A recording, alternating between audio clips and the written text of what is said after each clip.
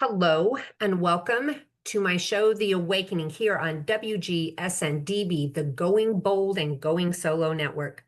The information and opinions expressed on this show are just that, the opinions of the individual speaking based on their individual personal experiences. They are not intended to diagnose and do not constitute professional advice or recommendations. So, you know the pain, the stress, and the struggle that divorcing men and women go through? Well, there is a way to find peace and your sanity and assist the lawyer in the legal process, saving you thousands of dollars. My name is Tina Huggins. I'm your divorce coach specialist, divorce planning specialist, restorative family mediator, and conflictual co-parenting coach. And I'm graced today with our guest speaker, Bill Scalzitti. And Bill has invested more than 25 years of research, interviewing, and facilitating singles groups, and has developed a system to help singles transform their thoughts about dating, love, and romance. His method focuses on self-analysis and self-discovery, using various tools such as feng shui, positive mental attitude, conscious language, and the science of deliberate creation. In Bill's role as the coach for romance, he helps singles find the romance they dream of through his coaching program and audiobook, Romance by Choice, a step-by-step guide to break old relationship patterns so you can create new, wonderful patterns. Welcome, Bill. I'm so glad that you can join me today. Well, thank you for having me. So as I was putting this together, and we kind of talked about this just prior to coming on, I understand the consciousness. I understand how to, change your thoughts and all of that kind of stuff.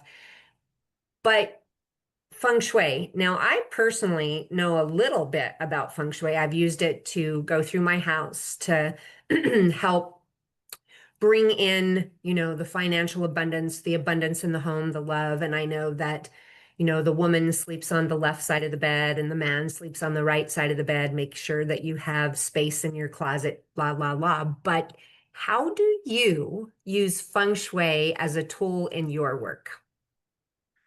Well, you see, in every corner of every room, there is a relationship corner, a romance corner, you can call it. And that corner in most people's homes is usually full of clutter or full of things that shouldn't be there. And since the basis of my program is all about the mental attitude you bring to the dating world, feng shui is a very interesting part of it. Because when you learn to feng shui your home, your bedroom, the things you do, your office, you're inviting into your life a loving relationship. So that's where feng shui comes in. And I know the corner, I can't remember which one it is off the top of my head, but I know, as you said, clutter. I'm doing my best, I'm in a brand new home and stuff, and I have decluttered. I swear that I have taken out 2 kitchens worth of stuff and donated it because I just had way too much stuff. And that stuff becomes clutter as I look at the top of my desk with several books and papers. But let's talk for just a minute about that physical clutter. I mean, I have a concept of how clutter can keep from bringing things in, but can you explain it to our viewers? Well, you see, it's like I'll tell people to put a picture of a man and a woman in their relationship corner, but not to put a picture of 3 people in their relationship corner. The colors to use in the room, the things to put in an area to help create the feelings, that bring the energy into your life. the way to decorate your bedrooms, the colors to paint it, the types of bedding to have, to change your bedding after you have had a breakup. You have a divorce, get rid of your bedding, get rid of your mattress, get rid of the whole thing, bring new life into the room. To hang purple ribbons on your doorknob to invite relationships into your room. These are things that, they sound a little funny, they sound hokey, and they may be to a lot of people. But I simply tell my clients, what do you got to lose? Try it. Okay? So as you were telling the story, of course, I have a whole lot, you said a whole lot there. Marie Diamond talks in the book, The Secret, about that picture aspect where this guy comes to her, he's some kind of an actor, whatever. He says, I just want to have relationship after relationship after relationship. And she says, great, paint it. Because he was a painter and he had always painted a man here and a woman looking away from him. And she says, that's not the way that you do that. So she says, paint this relationship. So he did. And then 2 years later, she ran into him again. He says, oh, my love life has been great, but I'm ready to settle down. And she says, great, paint it. Just you and one woman. So that was kind of cool. And then my bedroom, I am most certain, is painted all the wrong colors because after my husband died, I wanted moody colors or witchy colors. So I've got a real light gray through my house, and my office, as you can see here, is got a medium gray. And then my bedroom is a dark gray with a charcoal gray wall. And that charcoal gray wall has got glitter, silver glitter in it. And then I've got a black drape that comes down over the top of my headboard. And up inside that black drape is a moon. And it's a moonlight. And I have a bunch of candles that are across the top of my bed. Okay. Interesting. Yeah. Very much so. So in the course with you working with your clients, one of the things that I love most about you working in this field of relationships is that you're not young. That means that you have experience. And to me, that experience is some of the most important things because I've been working in this space long enough to know that when I have people come knocking on my door to try and help me with my marketing and they're in their 20s, they're not going to know anything about how to get my business off the ground.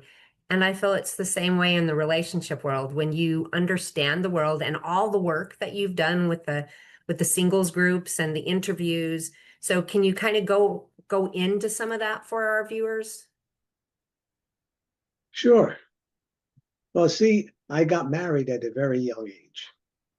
And when the marriage failed, I said to myself, how does something that starts out so joyously crash and burn in the rubble of heartbreak and disaster?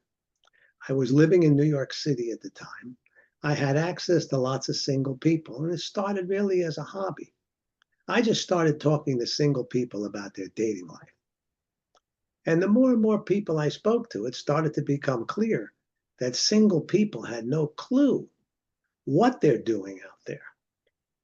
And the reason is because we were never taught anything about relationships growing up. Everything that's in our head has been put there by friends, family, relatives, television, magazines, movies, the street, everything as we grow up. We were taught men do this, women do this, men are this, women are this, and all this stuff. And you hear all the news stories about, athletes and politicians and actors and actresses and all having affairs and cheating on their spouses and getting divorces and all this stuff. And we all believe, okay, well, that's just the way it is. So we become teenagers and we go out into the dating world and we start doing what we think we're supposed to do. And that is all the education we've ever gotten. So we're doing all these things and we're wondering why nothing is working. why everything blows up, why we're having arguments, why we always have fights with the people we date, why we don't get along. So when I started to realize this, I started to say, okay, we got to get people to start to think for themselves about what's going to make them happy. Sometimes people will say to me, if I say, what do you look for in a spouse or a partner? I want somebody warm, nice, and friendly. I said, if that's all you're looking for, get a dog, because they're warm, nice, and friendly. Or you hear the typical, I want a man who's rich, makes a lot of money, has a big job, educated, blah, blah, blah. I want a beautiful, sexy wife, woman, beautiful. I think to myself, all right, how many people find that and I wind up divorced? They're not happy. Why? Because they're living some other reality other than their own. The real question is, what's going to make you happy? Now, that sounds like a simple question. However, before you can answer that question, you have to know who you are. Most people don't. So therefore, every time they go on a date, there's somebody else. Then, more important than that, you have to love and respect yourself. And again, most people don't. Why don't they? A lot has to do with, and it's even getting worse by the day, with all this body shaming, with all this stuff about, if you don't look like the Hollywood image, there's something wrong with you. And people look at themselves and they say, oh, I'm not this, I'm not that, I'm this, I'm that. And they settle for anybody who'll pay attention to them because they don't think they're worthy of love. Every single person, no matter who you are, is worthy of love. But first, you got to love yourself. That is one of the things we work on so much with all the clients I work with. Yeah. Who you are and loving yourself. Then the next thing. Oh, sorry. Go ahead. The next thing is, how do you choose to live the rest of your life? Nobody else's, yours. And no matter whether you're 20 or 60, how do you choose it? Most people don't. They just go day to day and life just drags them along wherever they go. Or they meet someone who drags them to another state or different things. Or they themselves live in point X and they really want to live in point Y. And I said, well, why are you staying in X if you want to live in Y? Move to Y before you look for a relationship. Because if you find your relationship in X and they don't want to move to Y, guess what? You got a problem. Either you deny yourself where you want to go and live, or you break up and you hurt everybody. So knowing how you choose to live the rest of your life is very important. And then once you know who you are and you love yourself and you start thinking about what's going to make you happy, you're not trying to please your mother, your father, your friends, your relatives, because so many people do that, especially young people. And they're pushed into a lot of relationships by their parents, by their family. I said, no, you have to know I don't care if you want somebody who's 3'6" or 9 feet tall, whatever turns you on. And what you will and will not accept from not only the person you're with, but from their whole world. You might meet someone and really like them. And they might be a really nice person. But they may have a wild, crazy family that you can't tolerate being around. You can't stand going there, but they want to keep seeing their family. This is going to cause a strain. So why do you want to subject yourself to that? Or, maybe you're not a young person anymore. Maybe you're middle-aged and you've got children and you meet someone who has children. Well, you got 2 kids and they got 3 kids. Do you want the responsibility for 5 kids? Or you have a 3-year-old and a 5-year-old, and they have a 12-year-old and a 15-year-old. Do you think that's a healthy family relationship? Maybe not, because they don't want to think I have to babysit those little kids. Or their exes. Maybe one of you has a crazy ex who's going to be real annoyance and create pressure. Do you want that in your relationship? So there's lots of things you have to give thought to as to what you will accept. And it doesn't have to be what your friends will accept. You know? Yeah. So I, going back to the beginning of this when I was halfway interrupting, my apologies. I just wrote a post for tomorrow, and we're talking about self-love, because unless we do this work and we learn to love ourselves, we will attract the wrong people. And I know I came from a relationship. I got married real young, just like you did. And I got married for probably the wrong reasons. I did have love for him. I don't think I was ever in love with him, but I had love and still have love for him. But it became abusive, and the longer the relationship, the worse it got. I ended up with a broken hand, separated ribs, dislocated leg. And then, so I left him and didn't do my work, and ended up, the next relationship wasn't a bad relationship, but it definitely didn't work. We were two different spectrums. He was older, liked older music, didn't like to dance. Those types of things. But to me at that point, he was safe because he was in AA. And I had just come out of a situation with a man who was drinking more and more and more. And so it was a safe thing. But I learned and made, mental notes, but I still ended up in several more toxic relationships. And I needed to do the work. And finally, when I did the work and I made my list, you were just talking about all the things, you don't want this, you don't want that. Well, I made this list, and some of the most important things at the top of this list was that he would support me in my work, not financially, but support what I did and be happy with who I was in my work and be excited for me when my work was exciting. And let me support him in his work and let me be excited with him in his work. And that part, the second part, was way more important to me actually than the first part, because I love to help people.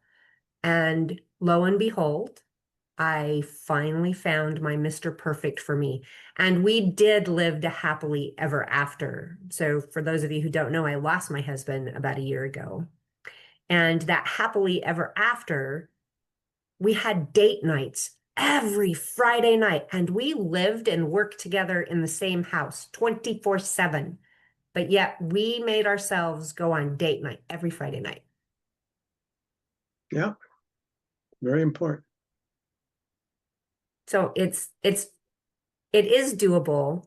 And I truly think, I didn't have a relationship coach that helped me, but I did have a coach that I worked with on healing, making sure I learned to love myself. And although I didn't know I was using feng shui to help me with my relationship, I did, because you're right. I remember fixing that corner of my bedroom before I met my husband. And then after we got together, that part of the bedroom was just so important to have certain things. And I had kanji in that corner that said love and kindness. And of course, I had, the pillows. And then, of course, now we know that my husband has passed. But I often tell my clients the same type of thing that you did. Get rid of the mattress type of thing. I say, just get rid of everything that was related to that. In fact, maybe finding another house. And I talk about smudging the negative energy out of the house you're currently in until you can get into a different space, because it's so important. I agree with you on that. Yep. So what is one of the first things that you work with your clients on? As I just said, loving yourself and respecting yourself and knowing who you are. That's where we start. Because everything else doesn't matter until they get conscious of that. And so how do you go about that? Well, I use different techniques, but a lot has to do with people looking themselves in the mirror and realizing who they are, loving themselves, looking at themselves every single day and saying, I love you, you're wonderful, you're great, you're terrific. It's all about building positive mental attitude. You know, that's why I use conscious language, science of deliberate creation, these other tools, because what you put out in the universe is what you get back. And, you know, I ask my clients to create their day every morning when they wake up, before you get out of bed. Create the beautiful, wonderful day with all the wonderful things that are going to happen during the day. You're going to have a great day at work. You're going to have, okay? All of this stuff. They have to work on maintaining positive attitude. That's where the music also comes in. I have a complete album of all songs that are all about pumping you up. And I ask them to please listen to it every day, multiple times during the day. Learn the words to all the songs so that you should sing them. Whether you can sing or not doesn't matter. I said, but think about this. I even give them homework. One of the homework assignments that I give them is to go to the local mall. Put your phone in your pocket. I want you dressed nicely. Put your phone in your pocket and walk through the mall smiling. And watch what happens. Watch how people look at you. Because if you're, a matter of fact, there is a song called Everybody Loves a Lover. Now, it's an old song from probably the 50s. But if you listen to that song, and I think it was by Patti Page or somebody like that, the beat to that song, and if you can sing that with the beat in your head, you're just walking around like this. You're bopping down. I said, when you do that, people are going to look at you. Because if you watch people in a mall, they don't look at anybody when they walk. Most times they're glued to their phone. Or they're just walking. I said, but when you walk like that, people want to know, why are you so happy? Because most people aren't happy.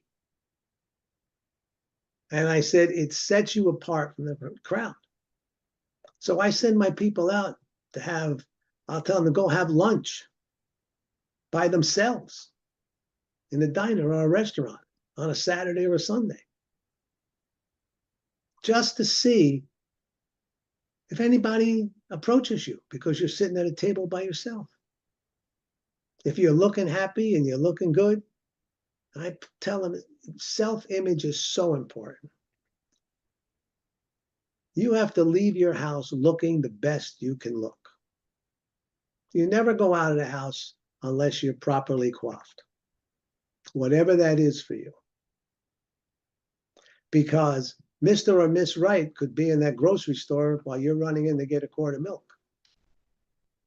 Or you're crossing the street and there's Mr. or Miss Right there. Mm-hmm. But, you know, you have to be able to attract people to you.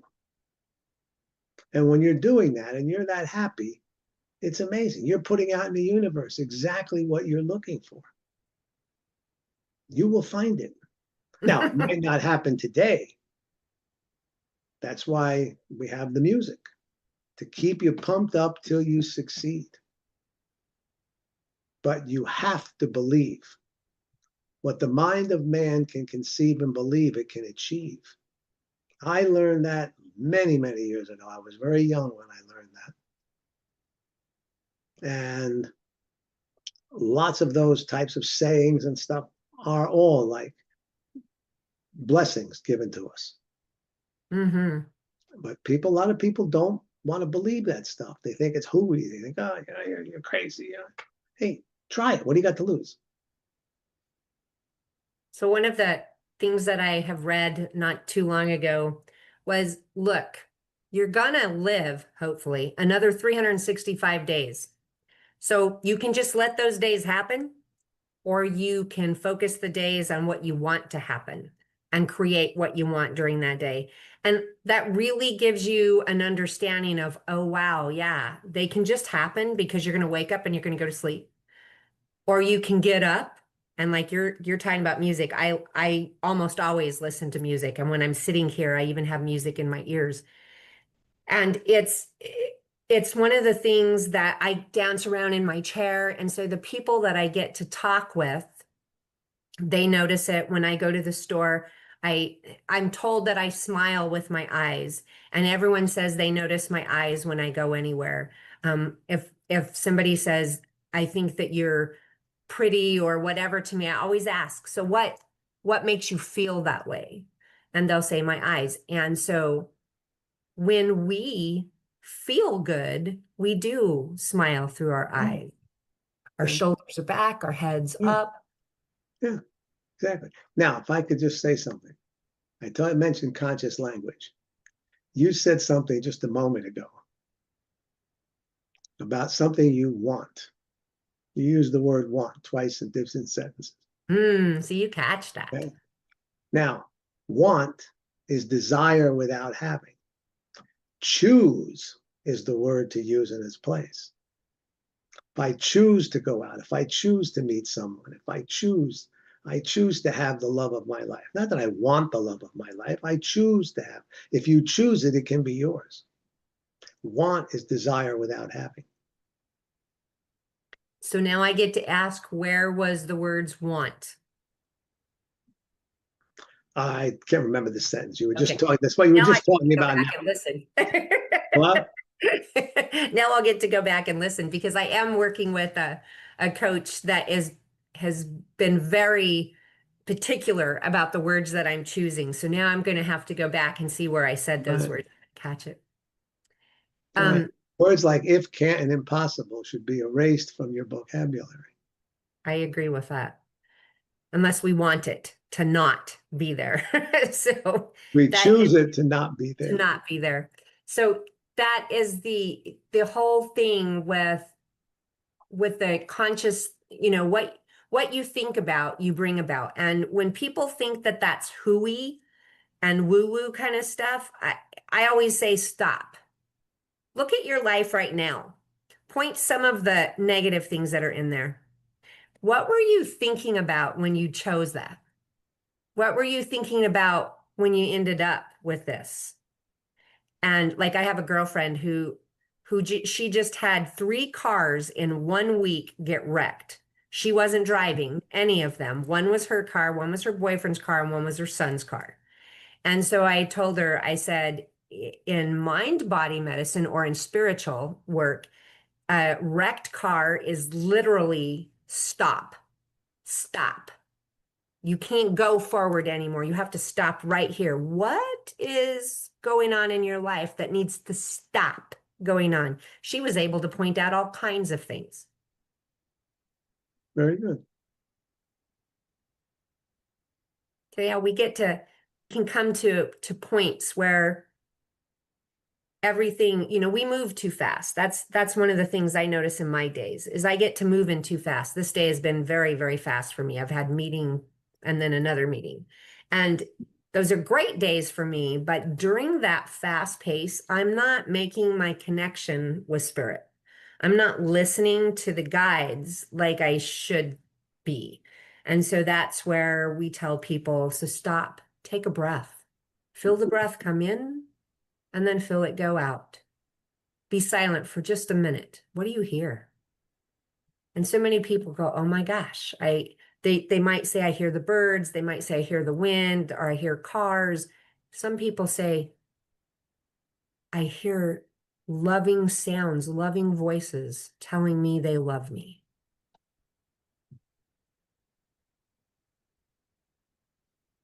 Very good. Mm-hmm. So in your work, Bill, what is your favorite part? I mean, I love all of it, but I love the part when people realize that love is possible for them, that they can have the love they've always desired. It's there. All they have to do is continually believe and do the work and not settle. You know, we sometimes are just settling machines. We get tired. We just want to settle. Let's get it over with. Let's do it right now. Over, done, fine. And then they're unhappy. And then they got to do it all over again. It's a journey, but it's a journey that you have to do with loving yourself and knowing it's your journey that you're on and that you will have the success that you choose.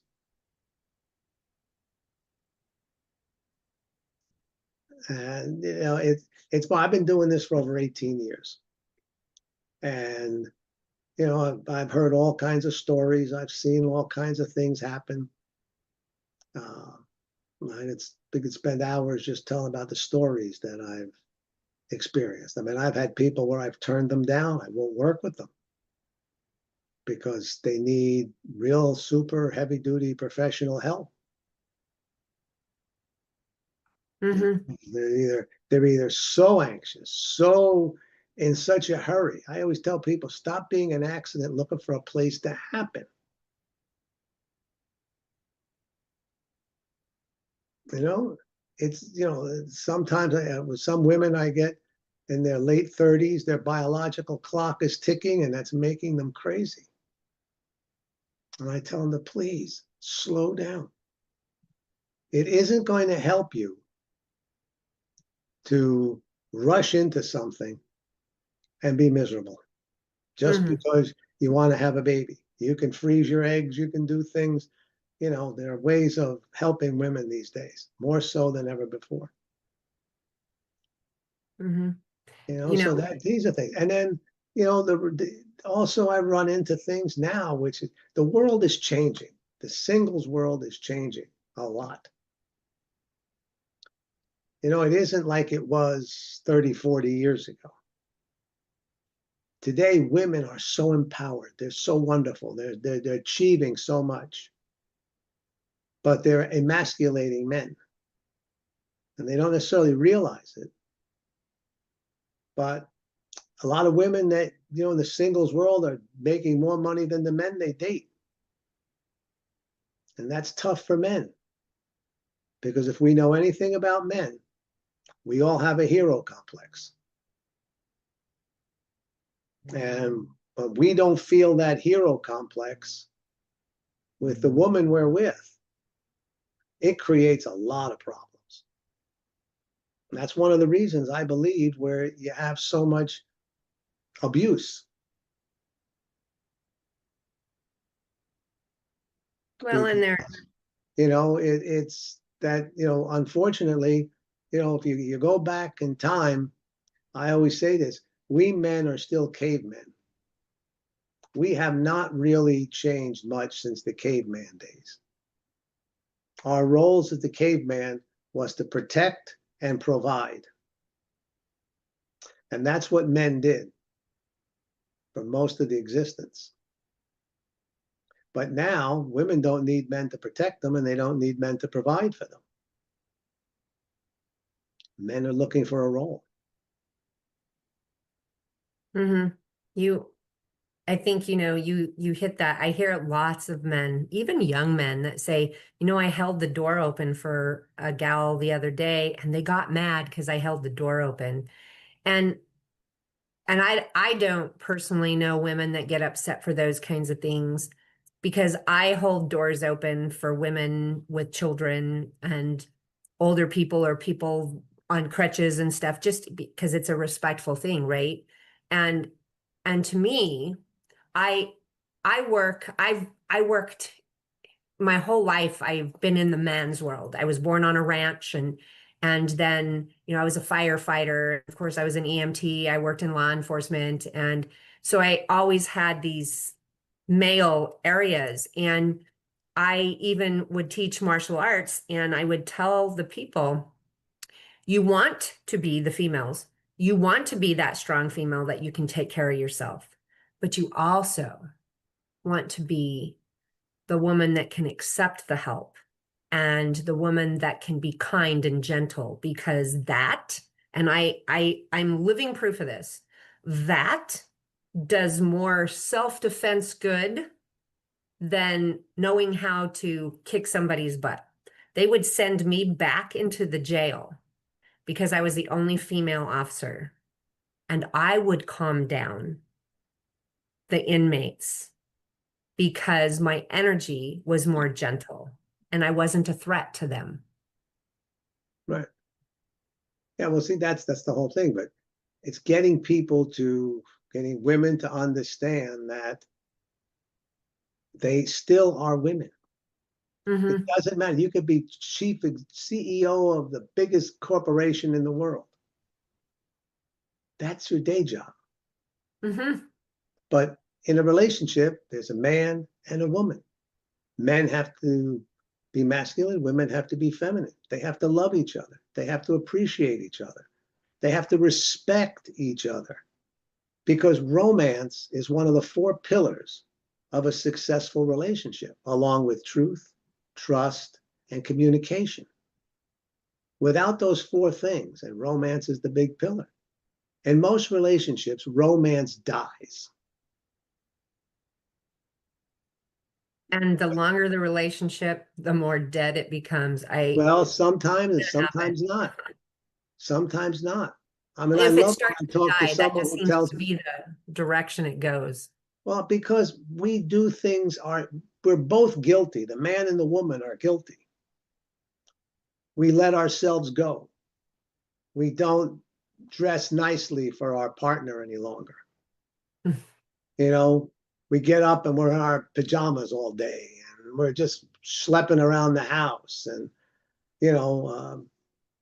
we don't even take the time to say, let's go have a romantic dinner. You don't have to even go out of the house. You could set a nice little table with a candle and have a romantic dinner, put a little music on. Get away, but put your phones away. Stop all this. You got to turn the world off so you can turn each other on. Right. Because I'm a romance person, and I've done body work, and so I've learned what we call a free flow hand motion. And so one of the things is, you're talking about, candlelight dinner. I think that dessert can be on the bed with glasses of champagne and strawberries, and you feed them to each other. So I've always thought, romance is important. And a lot of times the guy struggles with that. They love it once it's there, but they struggle understanding it. So I always felt that I wanted that for my man. So I created it. If they struggled with it, we just worked through it. Yeah. But these are the things that, a lot of relationships start out really nice, and then they peter out. And they peter out because we lose romance. Or fun. Fun. Yeah, well, fun, romance. Fun. Yeah, going out date night is so important. To go out just the 2 people together. Get a babysitter. Get your in-laws. Get somebody to watch the kids. Go out, have a nice dinner. Dress up, though. See, you just can't walk out the door looking whatever. Right. Get dressed up. The way you looked before you were married, before you were dating, you always looked wonderful. Then you get, work gets in the way, kids get in the way, bills get in the way, problems get in the way. In some relationships, even health becomes an issue. It shouldn't. But there's always the stories about one person gets sick and the other one leaves. And they think, I don't want that problem. So if you really love someone, you love them through everything. Everything. And so, Bill, we're starting to come to the end. And so I want you to talk just briefly about your book so that our viewers know about it. Well, Romance by Choice is an audiobook. It's available through my website, romancebychoice.com. And it's an audiobook that has 6 musical albums that go along with it, and a workbook. And it's a complete program that takes from start to finish on how to work on yourself first, and then how to work on relationships, how to find them. I teach people how to use online dating, because online dating can be a wonderful tool if you know how to Yeah. use it. But too many people don't know how to use it. That's why you hear all the horror stories. Mm-hmm. I teach people how to date. I teach them the differences between men and women so they can communicate more effectively. Right? That is a big thing. We are 2 different creatures. Our brains are different and they function differently. We need to understand each other so we can have a better relationship. So Mm-hmm. that's what's in the book called Romance by Choice. Awesome. Awesome. So you told us how to get the book. So tell people how to get a hold of you. Again, go to romancebychoice.com. All my information is in there. All the contact information that you'll need is there to find me. So good. So I am a certified divorce coach. That means that I've been trained in the complexities of divorce. I've also been through a difficult marriage, and my father was almost murdered in his relationship. And then my late husband went through torture in his. So not only do I know textbook what divorce is, I know from experience what abuse and going through the divorce process is. You can reach me on my email at coachtinalynn@gmail.com. That's Coach COACH Tina TILYNN @gmail.com. You can find me on social media on Facebook at Tina Lynn Huggins. That's HUGGINS. On LinkedIn under Tina Huggins, Instagram under Divorce Coach Tina Lynn, and TikTok under Divorce Tina. So one of the things that I think is important is right here, Bill, if you can give some words of advice to our viewers.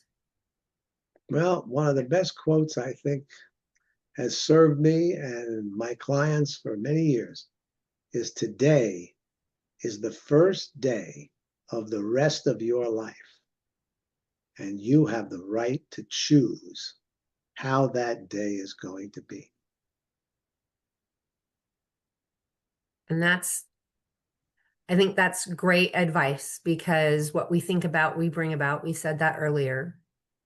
And so the one thing I can tell our viewers, especially when it comes to romance by choice, is that the last 2 words, by choice, is what Bill has been talking about here. And I can tell you that what Bill has to offer you and what you will learn by working with him is going to get you where you want to go. And that is if you do the work. I know this because I did the work, and I had the most wonderful husband on the face of the planet for me. We were perfect for each other. Not only did we finish each other's sentences, we loved the same food. We liked to eat at the same times. We both came from a farm ranch background. We were just perfect for each other. And we loved to work out. So we did, I mean, we were together 24/7 and still did date night every Friday night. So reach out to Bill and step into making the choice for yourself, for the romance, but make the choice for yourself, because loving yourself is the best gift you can ever give yourself. And so as we close, I want to remind people that as we go through divorce, we a lot of times get in a bad headspace, and we end up with suicidal ideation or thoughts, and maybe we even plan out this. I know I did. I made that attempt. So when you are in that space, please reach out to somebody, and you can reach the National Suicide Prevention Hotline at 988. It's the same number in Canada. And in the Netherlands, you can call 113 This way you can spend that moment, those moments with somebody on the phone, just helping you talk through this. And then if you are in a situation that you need the police, if there's violence going on right now, here in the US, call 911. And in the Netherlands, it's 999. And in the UK, it's 112. Once you get the police there, please press charges. This is your key out of that relationship. It's a point where you get to stand your ground and make the choice for your freedom so that you can move forward to make a choice for yourself in the romance ahead. Press the charges, don't drop the charges. Oftentimes we drop the charges and the abuse that happened before the charges were placed is way worse after you drop the charges. This is your key out. Take it. If you or somebody you know is dealing with domestic violence, please call the domestic violence hotline at 800-799-7233. That number again is 800-799-7233. I also ask that you please like, comment, and share this information so it can help others. Thank you so much, Bill, for being a guest with me today. You're welcome, Tina. Thank you so much for having me. And we ask all of you viewers to stay safe. Thank you.